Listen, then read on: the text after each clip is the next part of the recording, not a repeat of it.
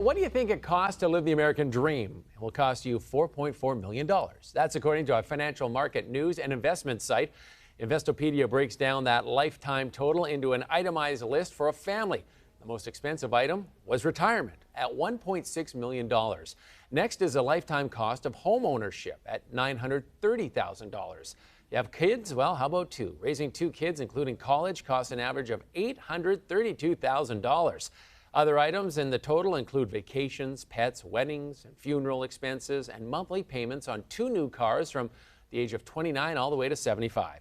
Investopedia says everyone's particular American dream cost is different depending on what is or is not important to you. As it becomes more expensive to live that American dream, the qualifications for what is middle class seems to be changing. Detroit Future City recently released a report about what can be done to make Detroit a middle-class city.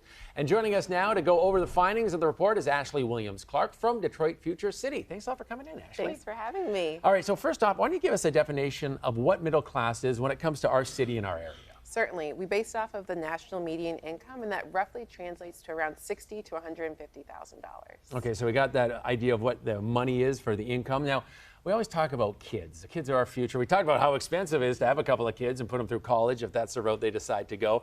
Why is investing in the kids so important, maybe getting a handle on that early? Certainly, and we really talk about in the report the need to invest in K-12 education, because if we have kids who are well educated and well prepared, they can compete for the jobs of the future. So it's both a strategy about investing in kids, but it's also a strategy about investing in the economic future of our city as they're the future of our workforce. Well, let's talk about the policies. Are there any policies that could make Detroit more attractive for middle-class wage earners? Certainly. So we talk in the report about the need to invest in housing and housing at a diversity of price points. We also talk about pieces around education, quality of life, and making sure that we're investing in and building middle-class neighborhoods.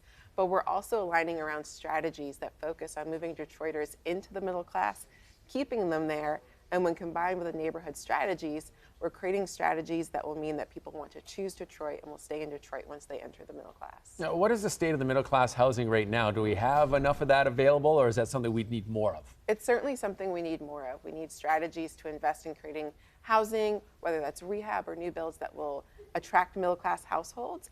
And we certainly need to be thinking about those policies, not just in terms of housing, but neighborhoods more holistically. We need to create demand for those neighborhoods. All right, and that home ownership is such a big key. Everybody, you know, it's the American dream. It still is, really. So you say there's a little ways to go for our city if we want to attract a lot more middle-class wage earners. Certainly, but we're seeing some progress. We're seeing increases in mortgages, and it's largely driven by Black home buyers, and so that's an area of promise. Okay, so the report says increasing Detroit's middle class is the key to sustainability.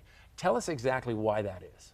Well, if we want to have a strong city, a thriving region, we need to make sure that we are having middle-class residents in our city. We have a city that is seeing an increase in population. We're seeing stabilization across some neighborhoods.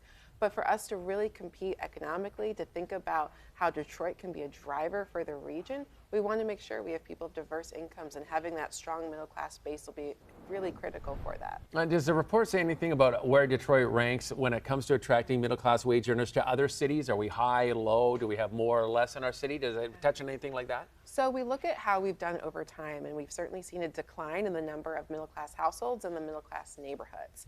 And so while we know that we need to be investing in growing that, we still have a ways to go. So this is basically a call to action. So, I mean, is the call going out to the politicians? Who is the call going out to? It's going out to everybody. It's going out to business owners. It's going out to nonprofits, government, everybody, because really what it calls for is an alignment around centering these strategies for building middle-class households. And so that means, how are we investing in it? How are we strategizing around it? Really, again, with that aim of creating middle-class households and keeping them there. So it's a call for everybody. All right, Ashley, thank you so much for coming in and kind of breaking down this for us. Thank you so much for having me.